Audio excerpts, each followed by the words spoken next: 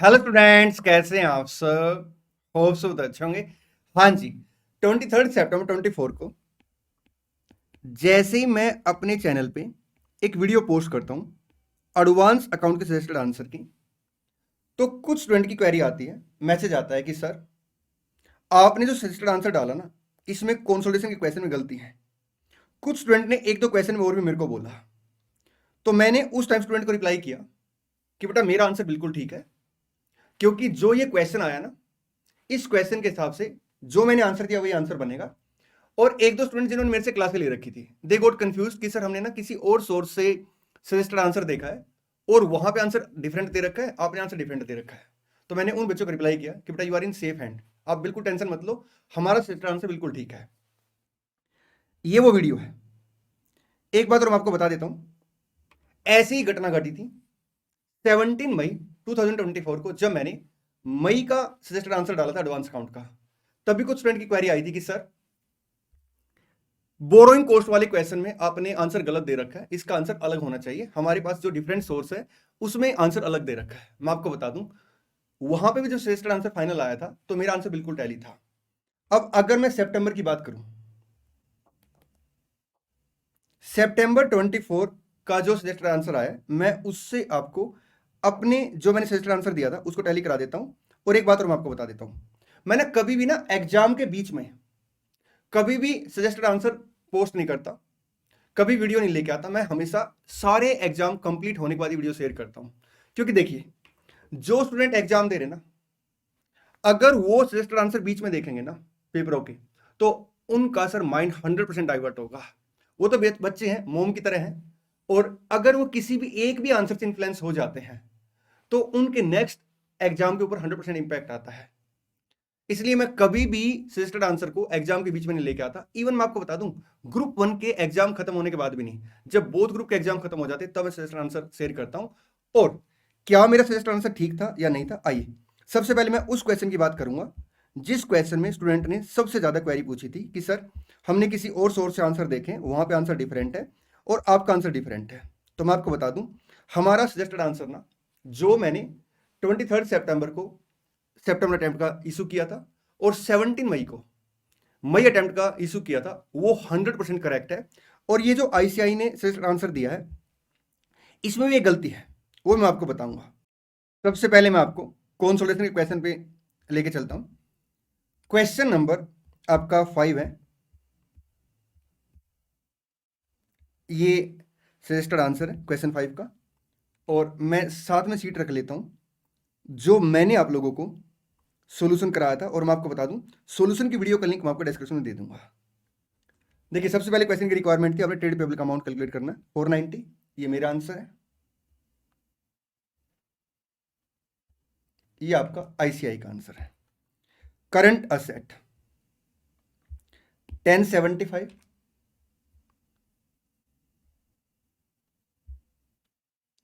1075, minority interest 484800, और goodwill थी 427200।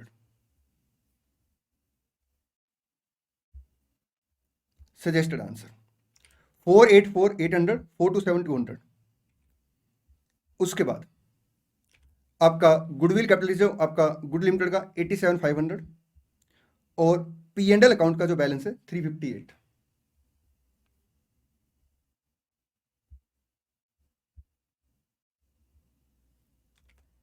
87,500, 358। उसके बाद आपका 269 है, 62, 5 टाइम 3 है,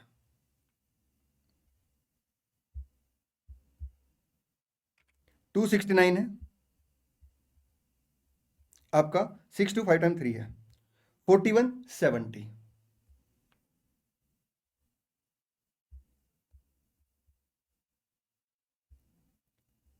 4170, ये देखिए सजेस्टेड आंसर जो है ऑलरेडी मैंने अपने टेलीग्राम चैनल पे शेयर कर रखे हैं, मैं उनका लिंक एक बार दोबारा से आपके साथ शेयर कर दूंगा। अब एक क्वेश्चन है आपका, क्वेश्चन नंबर 2, फाइनल अकाउंट का क्वेश्चन है। सारे एमसीक्यू का आंसर हमारा बिल्कुल टैली है, आप आराम से इसको क्रॉस करके देख सकते हैं। मैं सजेस्टेड आंसर और साथ साथ जो मैंने सजेस्टेड आंसर दिया था वो आपके साथ शेयर कर दूंगा। अगर आप फाइनल अकाउंट में आएंगे तो यहां पे आपको आंसर थोड़ा सा अलग मिलेगा, है सर? हाँ जी, बट इंस्टीट्यूट ने उसको जस्टिफाई कर दिया है। मैं आपको बताऊं, यहां पे कहीं ना कहीं इंस्टीट्यूट का आंसर करेक्ट नहीं है।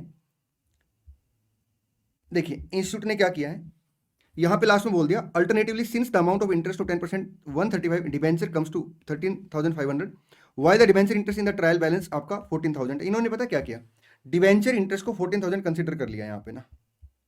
आप P&L में अगर आप देखेंगे, ये देखिए फाइनेंस कॉस्ट, अगर आप ट्रायल में देखेंगे तो जो डिवेंचर इंटरेस्ट है वो 14 दे रखा है, लेकिन जो डिवेंचर आउटस्टैंडिंग है आपके 135 है 10% के हिसाब से, तो 13.5 आपका डिवेंचर इंटरेस्ट आ गया। इंस्टीट्यूट ने क्या किया, 14 आंसर लेके और फिर लास्ट में अल्टरनेटिव लिख दिया। ये देखिए अगर आप यहां पे देखेंगे तो लास्ट में लिख दिया the difference of 500 may be treated as advance payment, और हमने इसे एज एडवांस पेमेंट ही कंसीडर कर रखा था।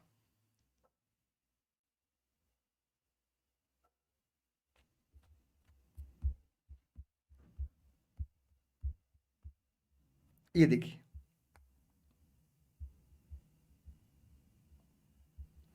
फाइनेंस एक्सपेंसिस 13.5 है, और जो आपका अदर करंट असेट में एडवांस इंटरेस्ट है वो आपका 0.5 आ गया। चले, हाँ जी सर। इंस्टीट्यूट ने एक आंसर गलत कर रखा है। आप आएंगे क्वेश्चन नंबर 6 के बी पे, और ये बिल्कुल प्राइमा फेसी आपको गलती दिख जाएगी।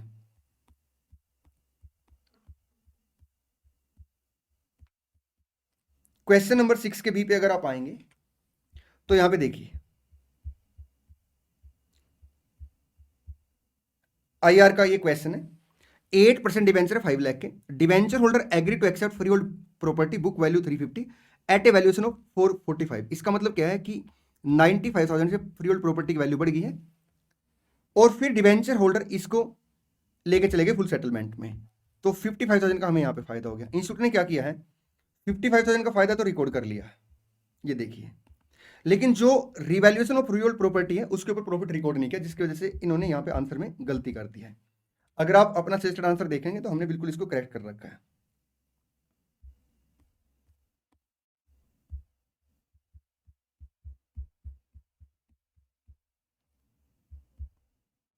ये देखिए फ्री होल्ड प्रॉपर्टी आपका 95,000, ये रिवैल्यू कर दिया, और यहाँ पे आपका 1,05,000 इंस्टीट्यूट ने आंसर दे रखा है, प्लस 95,000, 2 लाख आपका फाइनल आंसर आ गया। ऐसे ही अगर मैं आपको मई के सजेस्टेड आंसर पर लेके जाऊं, ये देखिए ये मई का सजेस्टेड आंसर है, ये आपका बोरोइंग कॉस्ट का क्वेश्चन है, पहला क्वेश्चन जिसमें स्पेसिफिक बोरोइंग थी। अब स्पेसिफिक बोरोइंग के केस में क्या होता है, जिस डेट पे कमेंसमेंट ऑफ कैपिटलाइजेशन की कंडीशन पूरी हो जाती है, उस डेट से हम क्या करते हैं, एक्चुअल बोरिंग कॉस्ट कंसीडर करते हैं as reduced by temporary investment income. वो तीन कंडीशन कौन कौन सी है commencement of capitalization of borrowing cost की? एक, expenditure has been incurred on qualified asset, second, there must be borrowing cost, और third, necessary activity has been started. ठीक जी सर। तो यहां पे अगर आप देखेंगे तो जो आंसर आया है बोरिंग कॉस्ट कैपिटलाइजेशन वो 170 आया है। अब मैं आपको अपना सजेस्टेड आंसर दिखाता हूं,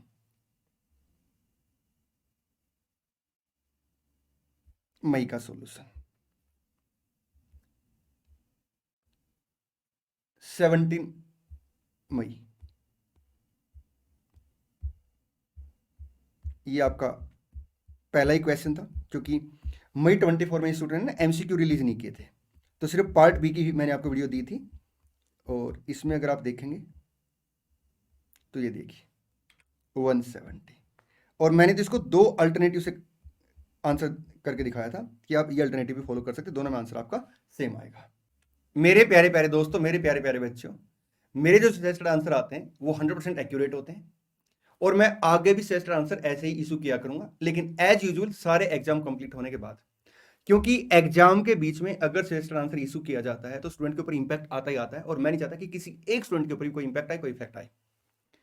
आपकी जो भी फीलिंग है वीडियो के बारे में आपने कमेंट बॉक्स में जरूर लिखना है। जनवरी एंड मई 25 अटेम्प्ट के लिए मैंने ऑलरेडी बूस्टर बैच स्टार्ट कर रखा है, वो यूट्यूब पे आ रहा हर MWF में, उसके नोट्स आपको टेलीग्राम चैनल पे मिल जाएंगे, टेलीग्राम चैनल का लिंक मैं आपको डिस्क्रिप्शन दे दूंगा, और ये जो सजेस्टेड आंसर है दोनों की वीडियो का लिंक भी मैं आपको डिस्क्रिप्शन दे दूंगा। आपने चैनल को सब्सक्राइब करना है, वीडियो को लाइक करना है, और सब दोस्तों के साथ वीडियो को शेयर करना है। मिलते हैं नेक्स्ट वीडियो में। Thank you so much, all the best, God bless you.